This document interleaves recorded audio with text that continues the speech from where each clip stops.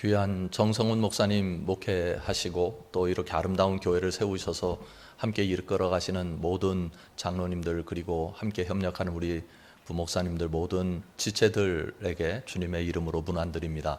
여러분들 모두를 만나 뵈서 참 반갑습니다. 한 장로님이 어느 날 찾아오셨어요. 목사님, 저 예수님 잘 믿고 있는 거 맞나요? 저 잘 살고 있는 거 맞죠? 그렇게 말씀하셨어요. 왜냐하면 인생의 전환기에 있었기 때문입니다. 이 장로님 이제 현직에서 물러나시는 상황이었고, 자녀가 있었는데 자녀 결혼시키게 됐고, 그리고 이제 교회에서도 은퇴를 앞두고 계셨어요. 문득 어느 날 잠을 자고 있는데, 잠을 자려고 누웠는데 그런 생각이 들더라는 거예요. 나 예수님 제대로 믿는 거 맞나? 나 지금 인생 제대로 살아온 건 맞나? 앞으로 주어진 삶이 얼마 남지 않았는데 이 길을 어떻게 걸어가야 되는 거지? 예수님 어떻게 믿고 살아야 되는 거지? 그런 생각이 들었다는 거예요. 그러니까 누구나 인생의 전환기에는 그런 생각이 있는 것 같아요. 뭐 가정을 꾸릴 때도 그렇고, 아이들이 자라가는 모습을 볼 때도 그렇고, 또 인생의 마무리 단계에서도 그렇고, 우리 모두가 전환기에 꼭 잊지 말아야 할 질문이 이것입니다. 나 지금 제대로 살고 있는 거 맞나? 그런데 지금 한국 교회에 대한 걱정이 많잖아요. 그래서 모두가 전환기에 한국 교회가 접해 있다 하는 것을 다 인정합니다. 이때 우리가 끊임없이 질문해야 하는 요소가 있어요. 그건 뭐냐면, 교회가 제대로 그리스도를 드러내고 있나? 주님께서 보시기에 그래, 너희들 교회 맞아, 이렇게 말씀하실 수 있는 교회를 이루어 가고 있나? 하는 생각을 해봐야 하는 거죠. 오늘 주신 말씀을 보면 이렇게 시작하고 있습니다. 23절에 보면 예수께서 온 갈릴리에 두루 다니사 그들의 회당에서 가르치시며, 그 다음 이제 계속되죠. 그런데 우리 마음속에 들어오는 한 가지 단어를 놓치면 안 돼요. 두루 다니사. 왜 예수님께서 하신 일을 열거하면서 두루 다니사라고 하는 내용을 맨 앞에 집어넣고 있을까? 이게 어떤 의미를 갖는 것일까 하는 생각을 해봅니다. 제가 이것과 관련해서 한 가지 경험이 있는데요. 미국에서 공부를 하는 동안 기숙사에서 살았습니다. 기숙사에 살다 보니까 이제 기숙사에 친한 친구들이 있어서 가끔 다른 집에 놀러 가곤 했는데, 한 번은 제가 좋아하는 친구 둘이서 살고 있었는데, 거기 놀러 갔더니 문을 열자마자 들어가는데 냄새가 고약하더라고요. 그래서 기숙사 안을 이렇게 둘러봤더니 저쪽에 백인 한 명이 앉아 있는데 완전히 그 홈리스 모습으로 앉아 있어요. 냄새도 많이 나고 얼굴은 뻘개져 있고 머리는 흥크러져 있고 옷은 남루했고요. 그 사람 때문에 나오는 냄새였습니다. 그런데 그 사람을 두고 둘이 논쟁을 벌이고 있었어요. 한 사람은 어떤 얘기를 하고 있느냐면, 제리 존슨이라는 친구인데 이 사람을 우리가 며칠 동안만이라도 우리 기숙사에 있게 해주자, 그런 얘기였고요.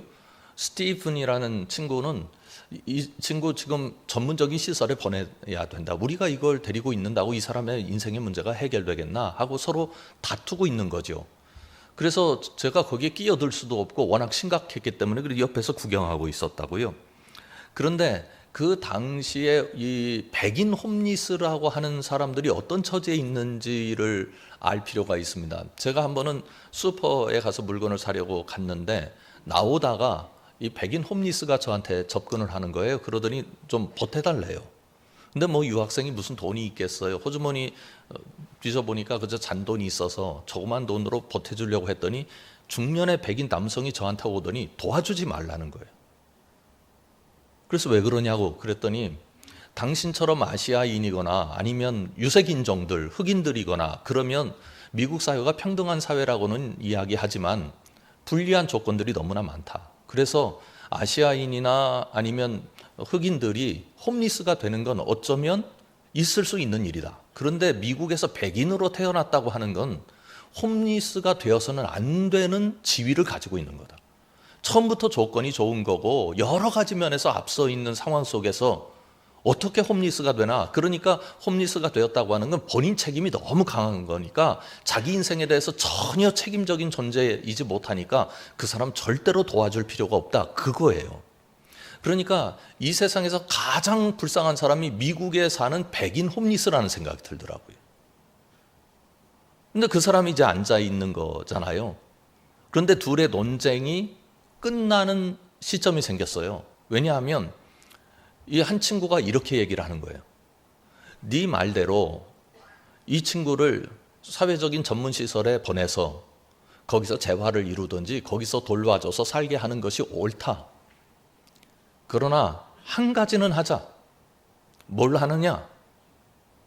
나를 사람 취급해 준 사람들이 있었다. 다 나를 멸시하고 다 나를 차별하고 나를 사람같이 보지 않는데 사람처럼 대우해 준 사람들이 있었다. 그 사람들은 그리스도인이었다. 이 사람의 머릿속에, 이 사람의 추억 속에, 이 사람이 불행하게 계속 살지도 모르고 이 사람이 이런 상황 속에서 인생을 마칠지도 모르지만 이 사람 기억 속에, 이 사람 마음 속에 언젠가 누군가를 만났는데 그 사람들은 예수 믿는 사람들이었고 그 사람들은 나를 사람처럼 돌봐주었다. 사람처럼 섬겨줬다. 그 기억 하나를 우리가 선물하는 게 옳지 않겠나? 그런 이야기를 한 겁니다. 여러분, 예수님께서 왜 이 세상에 오셔서 두루 다니셨을까요? 가만히 보면 예수님은 갑의 위치에 있는 분입니다. 죽은 사람 살릴 수도 있고요. 바다를 건너가시기도 하잖아요. 걸어서 물 위를 걸으시기도 하고 각종 병에 시달리는 사람 다 고쳐주시고 놀라운 역사를 베풀어 주셨지 않습니까? 세상에 예수님같이 능력 있는 분이 그 사회 속에서 누가 있겠어요? 그러면 답답한 사람들이 예수님을 찾아와야지. 예수님 가만히 계시고 많은 사람들이 예수님 찾아와서 예수님 고쳐주세요, 예수님 귀신 쫓아주세요, 예수님 살려주세요, 예수님 제 소망 갖게 해주세요, 예수님 제 인생을 가치 있게 만들어주세요. 그래야지. 예수님 그럼 가만히 계시면서 많은 사람들을 도와주실 수 있는데 예수님 비효율적으로 왜 이렇게 돌아다니셨는가? 여러분, 세상이 감동하는 게 뭔지 아십니까? 세상이 감동하는 건 다른 게 아니라 나를 위해서 수고를 아끼지 않는 그 열정, 나를 위해서 헌신을 아끼지 않는 그 열정 속에서 세상은 감동하고 세상은 변화됩니다. 우리가 요즘 기준을 다시 생각해야 된다 하는 이유를 좀 말씀드리려고 합니다. 이 사람, 그러니까 미국 그 홈리스, 백인 홈리스에게 베풀어줬던 그 생각들이 우리 속에 굉장히 중요한 자리를 차지해야 된다는 느낌을 받는 하나의 설명이 있습니다. 제가 한번 그림을 두 개를 가져왔는데요. 첫 번째 그림 좀 보여주시겠습니까? 종교 체계 개념도라고 하는 건데요. 이건 기독교인이 쓴 책이 아닙니다. 여기 서울대학교 교수들인데 여대길 김경진 교수가 쓴 종교의 본질과 요소 및 구조에 대하여라는 책이에요. 그런데 이 사람들은 종교학자들입니다. 그래서 종교를 일반적으로 설명하는 과정에서 이 사람들이 이 얘기를 하고 있는데 이것은 종교를 전공하는 사람들은 다 이 얘기를 하는 얘기예요. 굉장히 표준적인 얘기인데요. 어떤 이야기냐면 종교의 조직과 제도는 어떻게 의해서 형성되는가? 종교 행위에 의해서 형성된다는 거예요. 그러면 종교 행위는 어떻게 이루어지는가? 종교적 체험에 의해서 이루어진다는 겁니다. 그러면 종교적 체험은 또 어떻게 이루어지는가? 종교 관념에 의해서 이루어진다는 거예요. 다시 말하면 거꾸로 이야기하면 이렇습니다. 우리가 예수님에 대해서 어떻게 생각하고 있느냐? 성경에 대해서 어떻게 생각하고 있느냐? 삼위일체 하나님에 대해서 어떻게 생각하고 있느냐? 교회에 대해서 어떻게 생각하고 있느냐에 의해서 무엇이 나오느냐? 종교 체험이 나온다는 거예요. 말하자면 이런 거예요. 예수님을 병을 고쳐주시는 예수님으로 굳게 의지하면 나는 어디에만 관심이 있느냐 하면 지금 병 고쳐주심에 대해서 관심만 생기는 거예요. 아니면 사회적으로 변화를 예수님께서 이루셨다라고 내가 생각을 하고 있으면 내 신학이 그렇고 내 신앙이 그러면 내 눈이 다 어디가 있느냐 하면 사회적 변화에 가 있다고요. 교회가 사회적 변화를 이루어야 되고 내가 사회적 변화를 위해서 애써야 된다고 생각하게 되는 거죠. 그래서 예수님께서 역사하시는 부분에 관해서도 그 신비한 체험들이 사회적 관계와 연결되는 겁니다.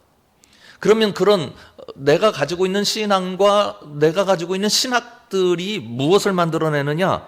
행위를 만들어내고 그 행위들이 모여서 종교의 조직이 되고 제도가 된다는 거예요. 그러면 여기서 우리가 중요한 질문을 하나 해야 합니다. 그건 뭐냐면 내 삶이 왜 안 바뀌는가? 어디에 문제가 있어서 그런 거예요? 종교관념. 내 신학, 내 신앙, 내 예수님에 대한 이해. 그러면 내 행위가 바뀌고 내 상황이 바뀌고 나의 결정이 바뀌려면 무엇이 바뀌어야 된다는 거예요. 열심히 내가 결단하고 내가 이렇게 돼야 되겠다 저렇게 돼야 되겠다 밤낮 기도하는 게 아니라 어디가 바뀌어야? 생각이 바뀌어야. 내 신앙과 내 사고와 내 기준이 바뀌어야 나머지가 가능한 거예요. 우리가 늘 실패하는 이유는 뭐냐면 내가 이렇게 살겠다고 열심히 노력을 했는데 그게 잘 안 되는 이유는 아직 뭐가 안 바뀐 거예요. 생각이 바뀌지 않은 거예요. 내 신앙 고백이 바뀌지 않은 거예요. 예수님에 대한 이해는 그대로 있으면 지금 이렇게 밖에 살 수 없어요. 예수님에 대한 이해가 달라져야, 예수님에 대한 생각이 달라져야, 말하자면 신앙적 기준이 달라지고 생각의 기준이 달라져야 삶이 달라진다고 볼 수 있습니다. 그런데 많은 신학자들이 지금 대부분의 교회나 대부분의 그리스도인에게 생각, 기준에 문제가 있다고 지적합니다. 왜냐하면 지금 한국 교회만 어려움을 당하고 있는 게 아니에요. 이 세계에 존재하는 모든 교회들이 어려움을 당해요. 그런데 이 어려움을 당하고 있는 현실을 우리는 교회가 어려운 거야 이렇게 생각을 하지만 여러분 기억하십니까? 다 배우셨잖아요. 교회는 예배당을 얘기하는 게 아니에요. 조직체를 얘기하는 게 아니에요. 교회는 당회를 얘기하거나 재직회를 얘기하거나 구역을 얘기하는 게 아니에요. 교회는 여러분과 저를 얘기하는 거예요. 말하자면 교회가 문제가 있다는 말은 우리들이 다 문제라는 거예요. 그러면 어떤 부분에서 근본적으로 문제를 가지고 있느냐? 그 다음 그림을 한번 보시겠습니다. 많은 학자들이 이렇게 얘기를 합니다. 제가 논문을 쓸 때 사용했던 도표인데요. 이 도표를 가만히 보면 첫 번째 여러분들 보시기에 왼쪽에 있나요? 하나님, 교회, 세상 이렇게 나란히 있는 거예요. 지금까지 전통적인 교회들, 모든 교회들이 이런 생각을 가지고 있었다는 거예요. 어떤 생각이냐면 교회 위치가 하나님과 세상 가운데 있어요. 그래서 세상은 하나님을 모르잖아요. 누가 하나님을 알아요? 우리가 하나님을 알죠. 그래서 우리가 하나님을 알기 때문에 우리가 아는 하나님을 세상에 소개하는 거예요. 그래서 세상과 하나님이 연결될 수 있도록 가교 역할을 하는 것이 교회다. 세상은 하나님을 모르니까 우리가 먼저 믿고 우리가 알았으니까 세상에 하나님을 소개해야 되겠다. 이렇게 생각을 하고 교회가 존재해 왔다는 겁니다. 지금까지 교회가 대부분은 이런 교회론을 가지고 있었다는 거예요. 말하자면 교회적 기준을 이렇게 잡았다는 겁니다. 그런데 이 첫 번째 그림을 보면 문제가 하나 발견돼요. 가만히 보세요. 하나님, 가운데 교회, 세상. 이 그림의 기본적인 문제가 뭘까요? 그럼 제가 질문을 해보겠습니다. 여러분, 세상은 누구 겁니까? 하나님 거예요. 다 그렇게 믿으시죠? 그런데 이 그림을 보세요. 하나님과 세상이 만나요, 못 만나요? 떨어져 있잖아요. 누가 하나님과 세상을 분리시키고 있는 겁니까? 교회가. 교회가 하나님을 독점하고 세상이 하나님 것이라고 분명히 고백을 하면서도 우리 스스로는 은근히 세상에는 하나님이 없어요. 세상에는 누가 있어요? 왜 모르세요? 마귀가 있다고 그러잖아요. 마귀가 지배하고 사탄이 지배하는 세상이지, 그래서 마귀와 사탄으로부터 우리가 세상을 구해내야 한다라고 생각을 하는 거예요. 그래서 열심히 세상에 하나님을 소개하는 거죠. 그러면 교회가 세상에 하나님을 소개하는 순간부터 어떤 사람들은 받아들이고 어떤 사람은 받아들이지 않으니까 세상을 둘로 쫙 쪼개놔요. 교회가. 믿는 사람, 믿지 않는 사람. 이렇게 돼 있다고요. 그리고 이 상황 속에서 교회가 가진 또 하나의 생각은 세상은 세속적이고 교회는 성스럽다 생각을 하는 거예요. 교회는 거룩하다, 세상은 세속적이다. 그 재밌는 얘기들이 있어요. 제가 이 모습을 보면서 굉장히 웃었던 적이 있는데요. 어떤 그리스도인이 있어요. 그런데 교회에서 이분이 가요를 불렀어. 그랬다가 이분이 얼마나 많이 혼났는지 몰라요. 교회 안에서 그렇게 세상 노래한다고. 그런데 그 혼낸 분이랑 이분이랑 노래방에 갔어요. 둘이 세상 노래 하더라고. 그러면 교회 예배당 안은 어떤 곳이고 거룩한 곳이고 예배당 밖으로 나가면 거룩하지 않은 곳이고, 그러면 내가 예배당에 있을 때는 거룩하게 하고 밖에 나가서는 세속적으로 놀아도 된다는 얘기인가요? 이 얘기가 맞아요, 틀려요? 그러면 왜 이런 행위들이 나오는 걸까요? 앞에 도표 때문에. 세상은 다 세속적이고 교회는 다 거룩하고, 그래서 장소적인 분리가 되고 사고적인 분리가 되고 문화적인 분리가 되고, 그리고 여러 가지 면에서 가치적인 분리가 일어나는 거죠. 그래서 세상 속에서 하나님이 활동하고 계시다는 사실을 교회가 깨닫지 못해요. 요한복음 3장 16절을 교회가 잃어가고 있다고요. 하나님이 세상을 이처럼 사랑하사, 누구를 사랑했다고요? 세상을. 우리가 세상일 때 하나님이 우리를 사랑하셨어요. 우리가 세상일 때 하나님께서 우리를 구원하셨다고요. 루비 캔드릭이라고 하는 그 여성 선교사 이야기를 여러분들이 들으셨는지 모르겠습니다. 1907년 9월 달에 우리나라에 선교사로 들어왔습니다. 23살이었어요. 그래서 개성에서 어린이들을 돌보고 우리말을 배우다가 9개월 만에 병을 앓게 됐습니다. 그래서 1908년 6월 19일 날 급성장염으로 세상을 떠납니다. 9개월 선교를 했어요. 이분의 이야기가 유명한 건 양화진에 가면 그의 묘비가 있는데, 이 묘비에 내게 1000개의 목숨이 있다 한다면 나는 이 목숨을 조선을 위해서 바치겠다, 그렇게 쓰여 있어요. 근데 이분이 부모님에게 편지를 썼습니다. 이제 몸이 아프고 돌아가지 못할 것 같은 것을 직감한 거예요. 그 편지의 내용을 제가 일부 소개해 드리겠습니다. 이곳 조선 땅에 오기 전 집들에 심었던 꽃들이 활짝 피어났다는 소식을 들었을 때 하루 종일 집 생각만 했습니다. 내년 봄이 되면 내가 심은 노란 꽃으로 덮여 있겠군요.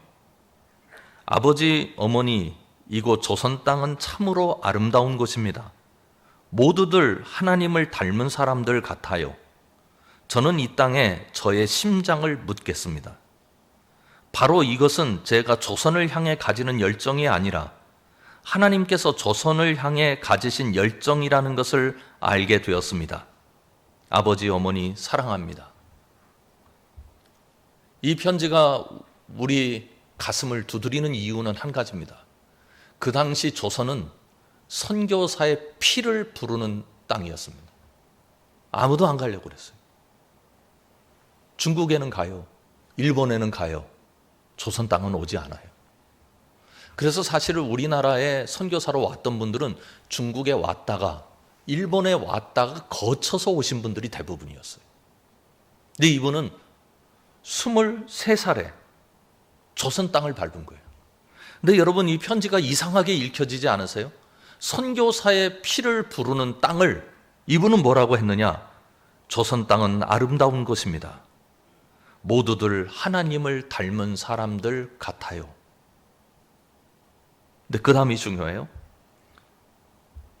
이것은 제가 조선을 향해 가지는 열정이 아니라 하나님께서 조선을 향해 가지신 열정이라는 것을 알게 되었습니다. 지금 루비 캔드릭은 조선 땅을 사랑해서 왔잖아요. 내가 사랑해서 온 거예요. 그리고 내가 여기다가 목숨을 묻어도 괜찮겠다고 결론을 내리고 온 거예요. 그런데 루비 캔드릭은 이렇게 얘기를 합니다. 내가 조선 땅을 사랑한 게 아니라, 내가 조선 땅을 향한 열정을 가진 게 아니라 하나님이 조선 땅을 향해 열정을 가지고 계십니다. 하나님이 조선 땅을 사랑하고 계십니다. 하나님을 반대하는 땅이고 선교사들을 죽이는 땅인데 하나님이 조선을 사랑하신대요. 교회가 세상을 어떻게 바라봐야 하는가? 우리는 구원받은 사람들이고 저 사람들은 구원받지 못한 사람들이고, 우리는 거룩한 사람들이고 저 사람들은 거룩하지 않은 사람들이고, 우리는 하나님을 따르는 사람들이고 저 사람들은 세속적인 사람들이어서 이분법적인 사고로 바라볼 게 아니라, 오늘 우리를 위해서 피 흘리신 예수 그리스도는 지금도 이 땅의 백성들을 위해서 피를 쏟으며 사랑하고 계시다고 우리가 볼 수 있는 눈이 있어야 한다는 겁니다. 그 그림을, 아까 보셨던 그림 옆에 있는 그림으로 바꾸어서 봐야 한다. 하나님과 교회가 만나지만 하나님과 교회는 또 누구와 만나고 있다? 세상과 만나고 있다. 교회가 발견해야 되는 하나님은 우리를 구원하시고 우리를 통하여 세상을 구원하시길 원하시는 하나님이 아니라 교회가 발견해야 하는 하나님은 우리만큼이나 지금도 세상을 사랑하고 계시다고. 이 세상을 우리만큼이나 사랑하고 계시다는 교회적 눈이 필요하다는 것. 예수께서 온 갈릴리에 두루 다니사. 그게 뭡니까? 예수님께서 우리 가운데 오셨거든요. 우리 가운데 오셨다는 말을 신학적인 용어로 성육신이라고 말합니다.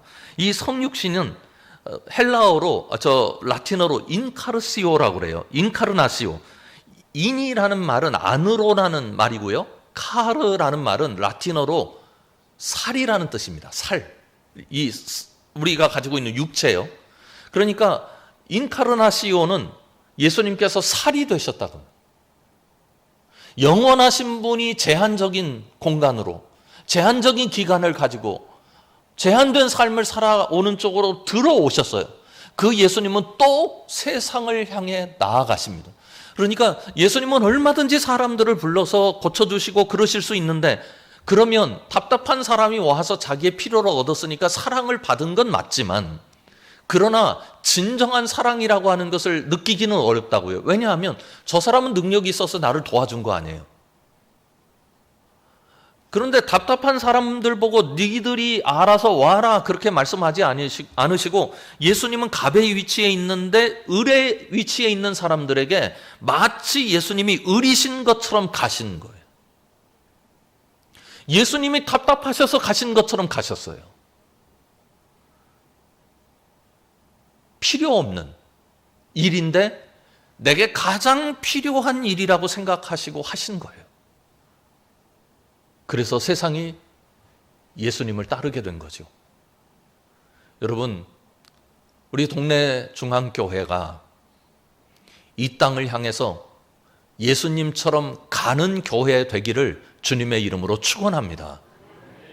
부산을 향해서 가고 대한민국을 향해서 가서, 동네 중앙교회는 우리를 향하여 진정한 사랑으로 예수님께서 우리에게 찾아오시듯이 우리에게 찾아오는 교회라고 하는 별명, 그런 가치를 가진 존재고 그런 존재론적인 의미가 있는 존재라고 하는 놀라운 명성을 얻으시길 주님의 이름으로 축원합니다. 그런데요, 예수님 참 재밌는 분이에요. 왜 그러냐면 23절에 보면 예수께서 온 갈릴리에 두루 다니사, 그 다음 어떻게 되어 있느냐면 그들의 회당에서 가르치시며 천국 복음을 전파하시며 백성 중에 모든 병과 모든 약한 것을 고치시니, 이렇게 되어 있어요. 그런데 그 모든 병과 모든 약한 것이라고 하는 것이 그 다음에 설명되어 있죠. 24절에 이렇게 설명하고 있습니다. 한번 24절 같이 읽어볼까요? 그의 소문이 온 수리아에 퍼진지라 사람들이 모든 앓는 자 곧 각종 병에 걸려서 고통당하는 자, 귀신 들린 자, 간질하는 자, 중풍병자들을 데려오니 그들을 고치시더라. 이렇게 되어 있습니다. 24절 기억하시죠? 다시 23절로 올라가면 23절에 우리가 그 순서를 한번 보자고요. 예수께서 온 갈릴리에 두루 다니사, 그 다음 뭐가 순서로 나와 있습니까? 회당에서 가르치시고 그 다음에 천국 복음을 전파하시고, 그 다음이 뭐냐면 백성 중에 모든 병과 약한 것을 고치셨다, 이렇게 말씀해요. 여기서 우리가 또 하나의 기준을 생각해 볼 필요가 있어요. 여러분, 이 기준을 생각해야 되는 굉장히 중요한 이유가 있습니다. 왜냐하면 우리는 예수님을 믿는 기준으로부터 멀리 떨어진 사람들은 아니에요. 그렇죠? 우리 모두 다 예수님 제대로 믿기 위해서 애써 오는 행적을 가지고 있잖아요.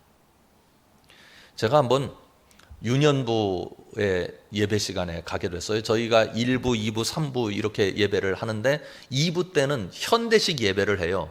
1, 3부는 전통적인 예배를 하고요. 그래서 순서가 쫙 처음부터 끝까지 있는데 2부 시간에는 한 30분 찬양하고 그다음에 나머지 말씀 듣고 이렇게 간단한 예배 순서거든요.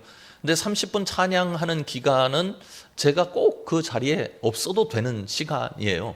근데 그 생각을 하게 된 이유가 뭐냐면 본당이 있고 저희도 그 아이들 쓰는 건물은 다른 건물이거든요. 비전센터가 있어서 비전센터에서 아이들이 예배하게 되는데 그러다 보니까 어른들하고 아이들하고 마주칠 일이 별로 없어요. 그래서 교회 학교를 제가 잘 살피지 못하고 있더라고요. 교회 학교 아이들도 똑같이 우리 교인인데 그래서 교회 학교들 좀 만났으면 좋겠다 그렇게 생각을 해서 장로님들께 말씀을 드렸어요. 우리 교회 학교 아이들 머리라도 쓰다듬어 주고 싶고 또 아이들 얼굴이라도 보고 싶은데 2부 예배 시간에 앞에 찬양하는 시간은 제가 교회 학교를 좀 돌아다녀 보면 좋겠습니다. 그래가지고 이제 예배 시간에 이렇게 들어가게 되는데 그날은 그 예배 시간에 가보니까 성경 퀴즈 대회를 하고 그 다음에 예배를 하기로 이렇게 프로그램이 되어 있었던 모양이에요. 그래서 성경 퀴즈 대회를 하는데 성경 퀴즈 대회에 결정적인 문제가 하나 있습니다. 그건 뭐냐면 늘 답을 맞추는 애들이 독점을 해요. 장로님들, 손자들, 집사님들, 권사님들, 아들들 열심히 신앙생활 하던 아이들이 다 독점하게 되는 거죠. 그래서 선생님이 아이디어를 낸 거예요. 어떻게 아이디어를 냈느냐면 여러분 중에 우리 교회 열심히 다니는 친구들은 이번에 맞추면 안 돼요. 우리 교회에 등록한 지 1년 미만에 어린이들만 맞출 수 있습니다. 그러니까 최근에 우리 교회 등록한 식구들만 맞추는 거예요. 그 사람들에게만 기회가 있으니까 나머지 사람들은 손 들면 안 됩니다. 그러더니 문제를 내는 거예요. 이건 네모난 모양으로 생겼습니다. 그 안에는 십계명 돌판이 들어있습니다. 아론의 쌍만지팡이도 들어있고요. 만나 항아리도 들어있습니다. 이걸 다윗이 가지고 예루살렘으로 오는데 기뻐서 춤을 췄습니다. 그런데 이 문제가 유년부 아이들이 맞출 수 있을까? 유년부 아이들 그걸 어떻게 알 수 있을까? 그래가지고 옆에 선생님한테 아니 좀 인심을 쓰려면 쉬운 문제 내가지고 맞추게 하지. 그랬더니 목사님 이거 쉬운 문제입니다. 왜냐하면 지지난주에 배웠거든요. 그래요. 근데 아이들이 정말 지지난주에 배운 거 이 어려운 내용을 기억하고 있을까? 아니나 다를까 아무도 손을 안 드는 거예요. 근데 마침 제 아들 친구 녀석이 그 옆에 앉아 있었어요. 아주 오래전 일인데. 그러더니 지들끼리 그러는 거예요. 야, 우리 저 답 알아. 언약궤야, 언약궤.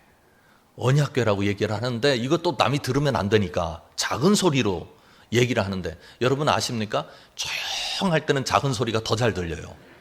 그러니까 이 소리가 누군가에게 들린 거야. 그랬더니 아니나 다를까 그 녀석이 손을 번쩍 들더라고요. 선생님 그래 너 맞춰봐. 너무 반가워가지고 지적을 하니까 어저께요 그러는 거야.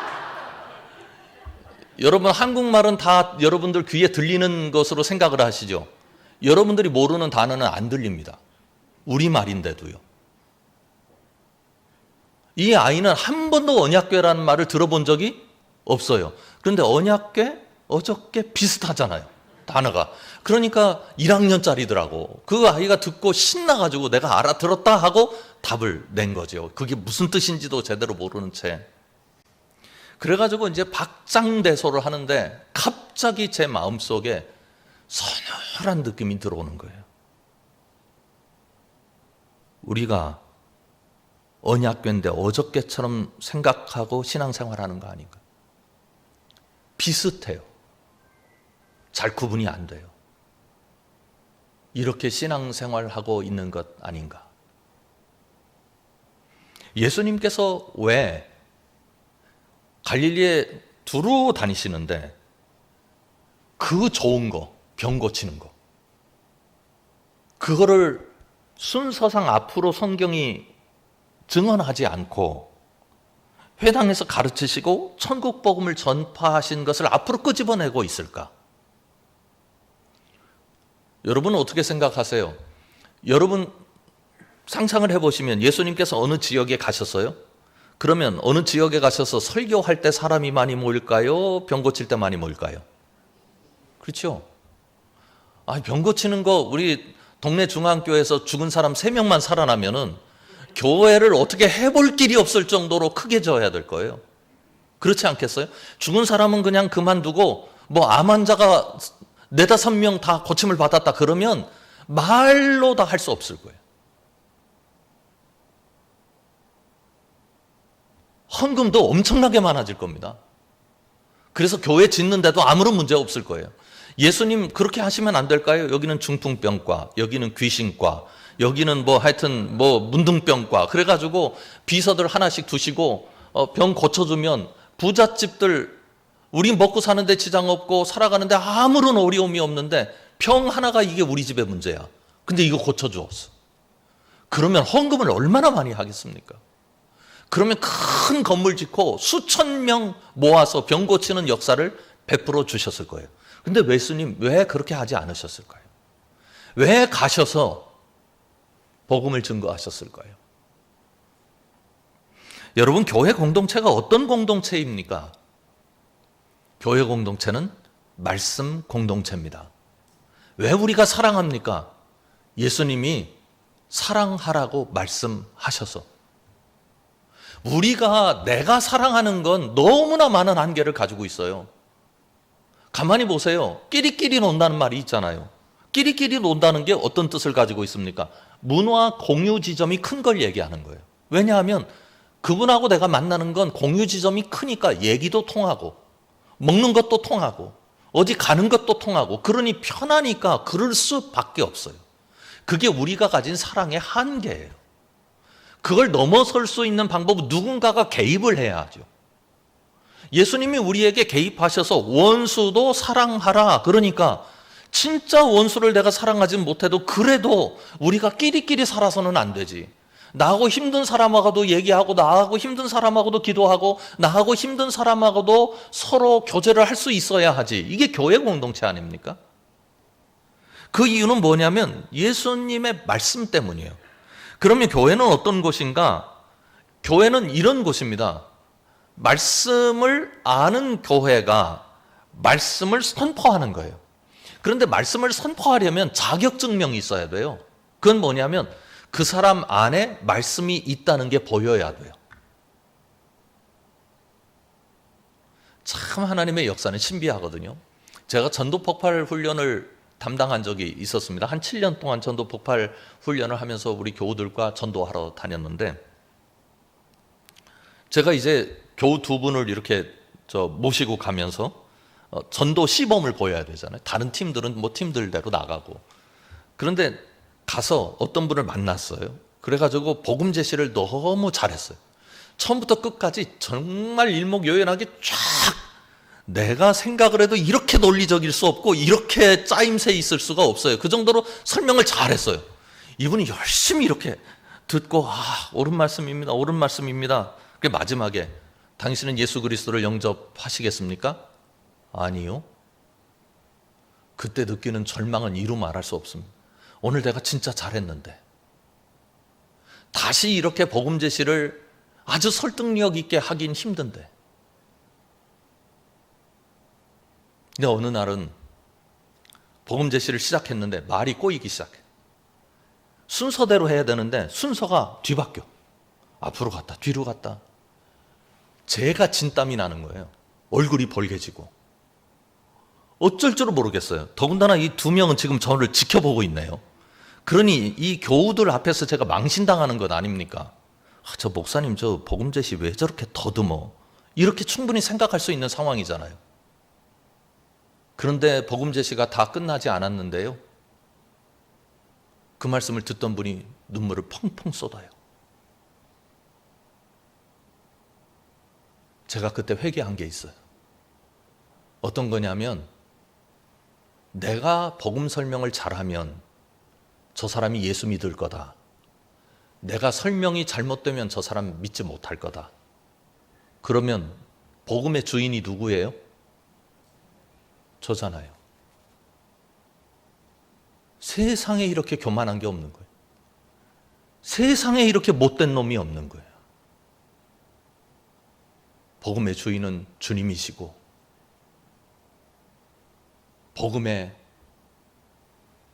영접, 이 역사도 주님이 영접하도록 역사하셔야 일어나는 일이잖아요. 근데 그게 언제 일어나느냐? 그분한테 물었어요. 등록하신 후에 얼마 후에 제가 그날 성도님께 복음을 설명하는데 쩔쩔맸습니다. 근데 이 성도님이 뭐라고 말씀하셨는지 알아요?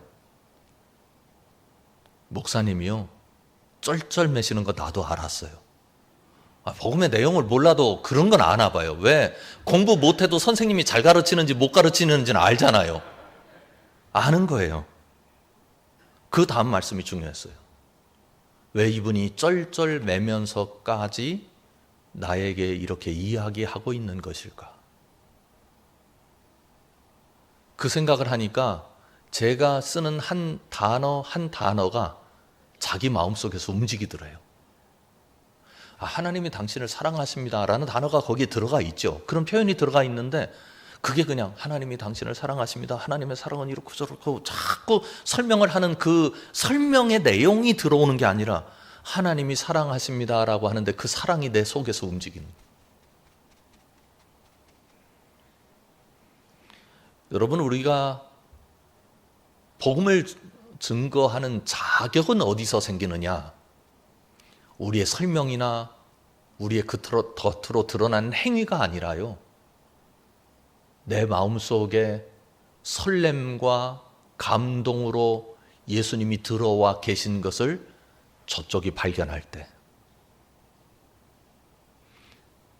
여러분, 예수님이라는 세자 들으시면 마음속이 쿵쾅쿵쾅 뛰십니까?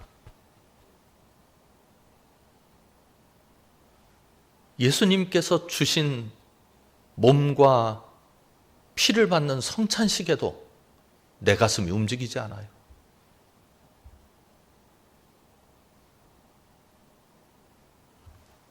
내가 어떤 존재인데 예수님께서 나를 위해서 희생하셨는가에 대한 생각이 내 안에 내가 알고 있는데, 그거 지식적으로 모르는 그리스도인이 어디 있어요? 그런데 그 알고 있는 알미 내 심장을 치질 않는다. 쳐야 되는데. 말씀이 들어와서 그게 감동이 되고 설렘이 되어야 내가 움직이는데, 아는 게 나를 움직이게 만드는 게 아니거든요. 나를 자극한 게 나를 움직이게 만들어요. 결혼하신 분들 다 아시잖아요. 여러 남자가 있는데 저 남자만 나를 자극해. 저 얼굴을 보고 저 사람을 보면 그 사람이 나를 자극해. 여러 여자가 있는데 그 많은 여자들 중에 한 사람이 나를 자극해. 그래서 내가 결혼하기로까지 결심을 하게 만들잖아요. 예수님이 오늘 이 땅에 오셔서 우리에게 무엇을 주시는가? 말씀을 주세요. 요한복음에 보면 태초에 말씀이 계시니라, 이 말씀이 하나님과 함께 계셨으니 이 말씀은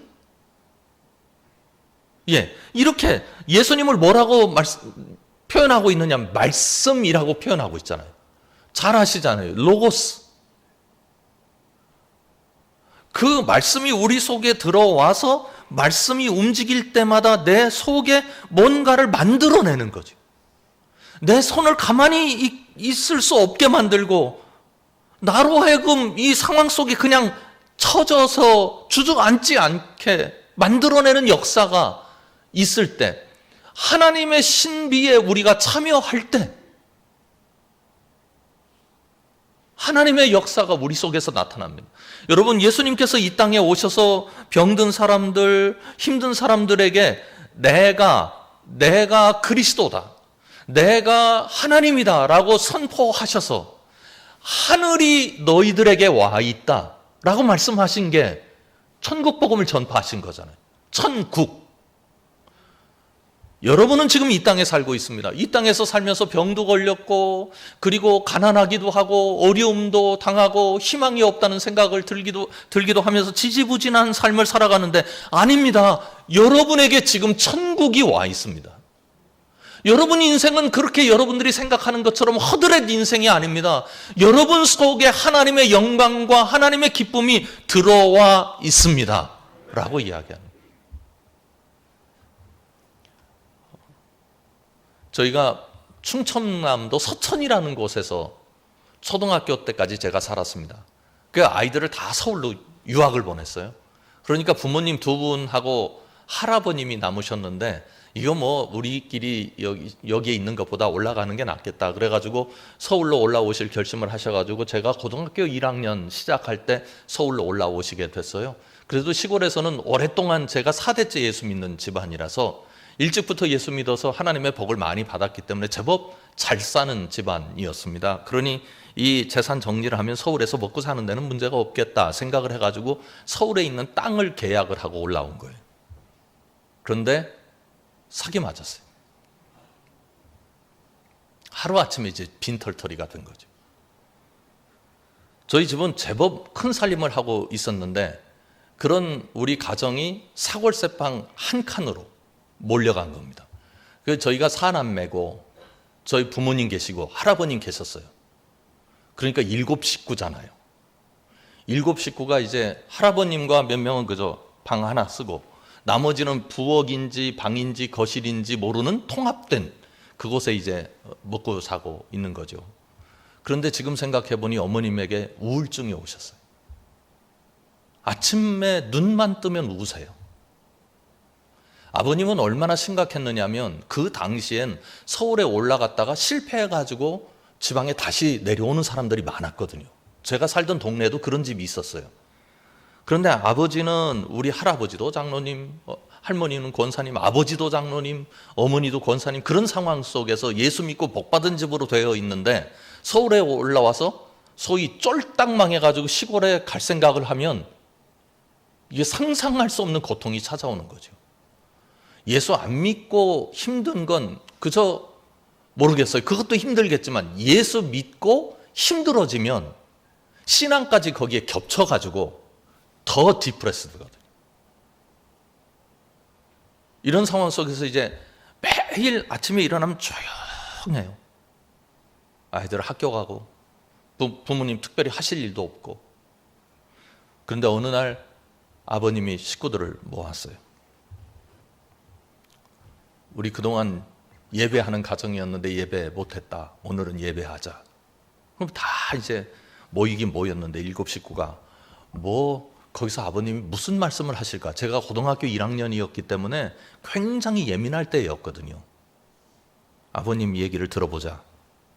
그러더니 평상시 같으면 우리 찬송 한 장 부르자. 그리고 성경 한 구절 읽고 아버님이 기도하시고 그리고 끝났는데 그런 요식을 갖추지 않으시더라고요. 얘들아, 우리가 서울에 와서 재산을 다 잃었다. 그 다음 말씀이 우리 가족을 살리는 말씀이었어요. 그런데 하나님을 잃지는 않았다. 하나님 잃지 않았으면 우리는 하나도 잃은 게 아니다. 제 인생의 가장 큰 하나님의 음성입니다. 상황이 달라진 건 하나도 없어요. 그저 그랬어요. 그런데 그 음성이 우리 가족들의 마음을 움직이기 시작한 거예요. 하나님이 살아계시다는 사실이 우리 가족들의 행동을 바꾸어내고 희망이 되고 희망이 되니까 희망이 보이더라고요. 여러분, 왜 우리가 희망을 보지 못하는지 아세요? 희망의 마음이 없기 때문이에요. 기준이 절망이 되었으니 아무리 희망적인 상황이 나타나도 그게 희망으로 해석이 안 된다고요. 그러니 절망을 계속해서 끌고 가는 거죠. 사랑하는 동래중앙 우리 성도 여러분, 우리 하나님이 이 땅에 오셔서 예수 그리스도께서 두루 다니시면서 사람들을 고치셔서 사람들을 모이게 해주셨잖아요. 두루 다니시면서 고치시는 역사가 오늘 우리 가운데도 일어나는데 하나님은 우리에게 이렇게 말씀하시는 거예요. 너희가 내가 고쳐주는 거, 내가 너희에게 베풀어주는 기적을 붙잡아서 사는 게 아니라 너희가 사는 방법은 뭐 하는 거다? 말씀을 붙잡는 거다.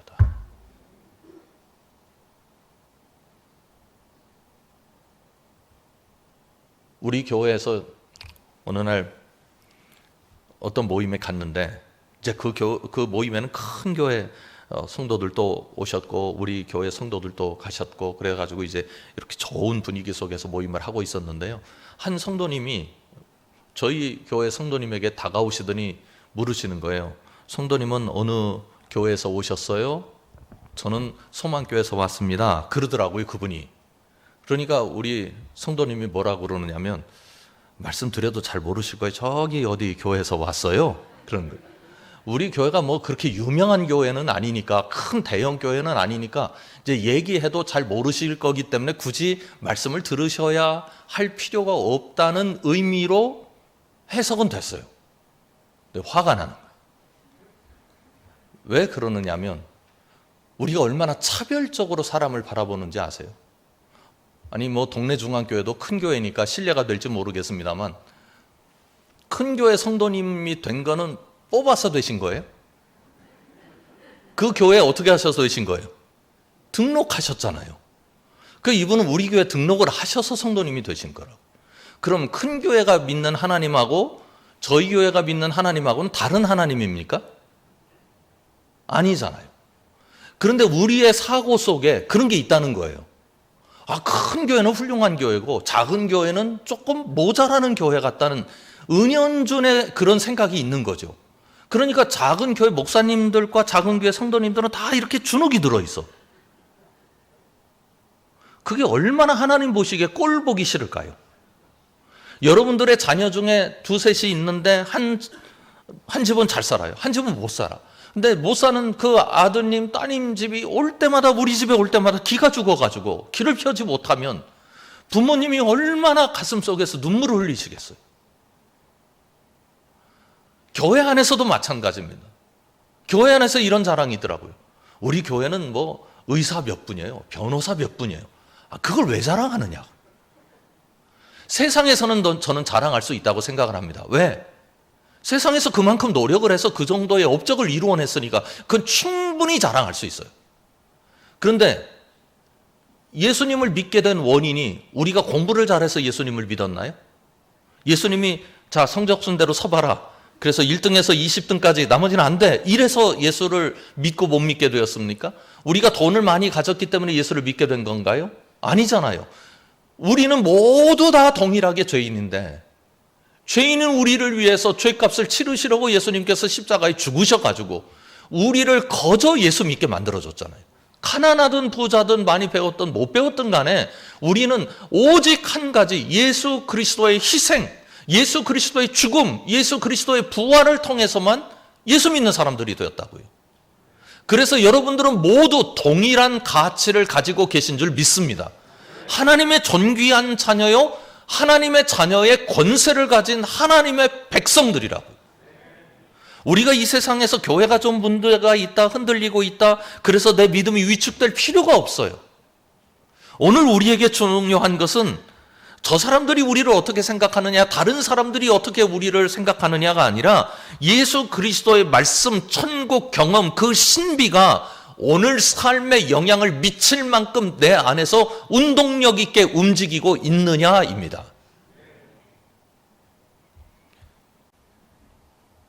우리 동네 중앙교회가 하나님께서 이 땅에 세우신 것은 여러분들을 이 땅에 모두 선교사로 파송하시기 위해서 선교사로 여러분들을 부르셨다고요. 여러분이 가서 세상에 나가서 밥을 먹는 것도, 식사하시는 것도 선교고, 이웃과 만나는 것도 선교고, 직장생활 하시는 것도 선교고, 우리는 지금 다 선교적 활동을 하고 있는 겁니다. 간절히 바라기는 우리가 어떤 행동을 하든지 저 사람 속에 예수님 있네 하는 게 엿보였으면 좋겠어요. 저 목사님 속에 예수님이 계신 게 보이네, 저 성도님 생각 속에, 저 성도님의 행동 속에, 예절 속에, 삶의 가치 속에 예수님이 있으니까 저렇게 하시는구나 하는 게 보이네. 그러면 우리는 성공한 인생인 줄 믿습니다. 여러분 모두에게 예수님이 계시고 그 예수님은 여러분들을 사랑하십니다. 예수님의 소원이 하나 계세요. 여러분들을 통해서 예수님이 드러났으면 하는 소망이 계시다고요. 동네 중앙교회가 만방에 예수님을 마음껏 드러내시는 축복을 누리시길 주님의 이름으로 축원합니다. 기도하겠습니다. 하나님 참 감사합니다. 삶의 여러 가지 상황들이 있고 우리 삶의 현 주소가 행복하게 느낄 수도 있고 불행하게 느낄 수도 있고, 내 삶은 왜 이렇게 지지부진하지 생각할 수도 있겠고, 내 삶에 이렇게 성공적인 삶을 주셔서 감사합니다 라고 우리가 기도할 수 있겠으나, 우리 모두가 이 시간 주님 앞에 고백하옵는 것은, 주님, 저보다 영광스러운 사람 없습니다. 예수님이 저를 사랑하시기 때문입니다. 저처럼 존귀한 사람 없습니다. 예수님이 저를 위해서 죽으셨기 때문입니다. 저처럼 귀한 사람 없습니다. 주님께서 제 삶을 이끌어 주시기 때문입니다. 고백하며 우리 속에 계시고 우리를 사랑하시는 그 예수님이 세상을 얼마나 사랑하시는지 우리 모두 깨닫게 하여 주시옵소서. 우리의 언어 속에, 우리의 행동 속에, 우리의 결정 속에, 우리의 눈빛 속에도 예수님의 사랑이 녹아 들어가 있을 수 있도록 주님 축복하여 주시옵소서. 예수님 이름으로 간절히 기도드리옵나이다. 아멘.